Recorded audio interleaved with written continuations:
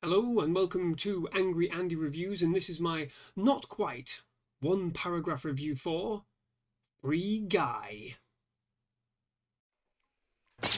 Angry Andy. Angry Andy Reviews. Angry Andy. Angry Andy. Angry Andy Reviews. Angry Andy. Angry Andy Reviews. Angry Andy. Angry Andy Reviews. Angry Andy. Angry Andy Reviews. Don't make me destroy you. Free Guy is an action-adventure comedy starring the ever-charismatic Ryan Reynolds in what is essentially a Truman Show kind of situation mixed with Ready Player One.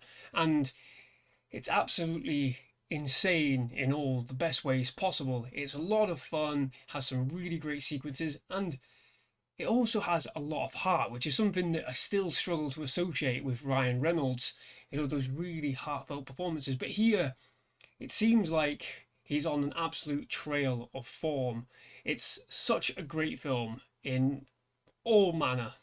If you're a big fan of video games, you'll get something out of this. If you're a fan of romantic comedies, you'll get something out of this. If you're a fan of action movies, you'll get something out of this.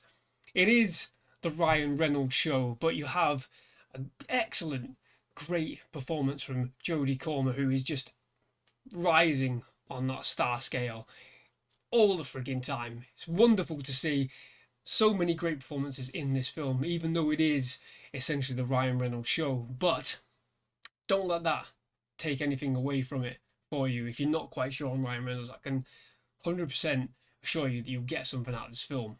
Like I said, there are thematic parallels to The Truman Show, to Ready Player One, hell, even the Lego movie. The way it's constructed is, this bending and twisting of this virtual reality world where this unassuming NPC, this non-playable character, this random individual suddenly comes to life and suddenly finds himself on a journey of self-exploration. It literally does, to put it bluntly, copy and paste a lot of ideas from other films, but the execution of this film is what wins the day. Like I said, it's so much fun. It's really, really good, for a family viewing. Myself and my partner, we watched it with her niece and nephew, and they got something out of it. They really, really enjoyed it. And, he's a big games player, and she just really likes Ryan Reynolds. So there you go. The one thing that got me with this film, and I'm getting a little bit tired of the old nostalgia every now and again, but here it was done just about right, is the fact that this film is filled with pop culture references. The only thing I will say is that you can clearly tell they're only references that are owned by the Mickey Mouse Club. It's goofy in every sense of the word, but it's a goofy take on what is a gaming lifestyle, and that's what underpins this film more than anything. It's that gaming lifestyle, the gaming choices, the things that people do in video games like this kind of situation. It's interesting how the film sort of like acknowledges that and goes through, almost the on the nose evil sort of EA in the game kind of corporation where they're just taking advantage of players and taking advantage of everyone's perception of a game. It's really, really, really interesting in this modern gaming landscape where a lot of video game companies are being called out for the nefarious deeds of loot boxes and charging for the color purple and things like that. It's on the nose, but it just about works.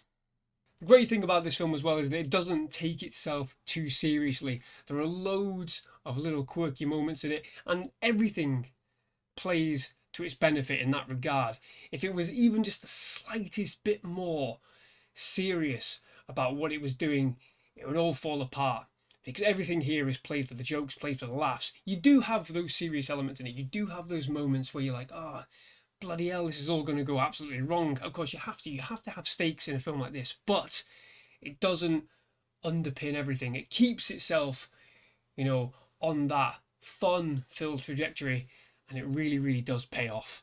I'd highly recommend this film, as like a Friday, Saturday night experience, especially even when it comes on pay-per-view pretty soon or whatever.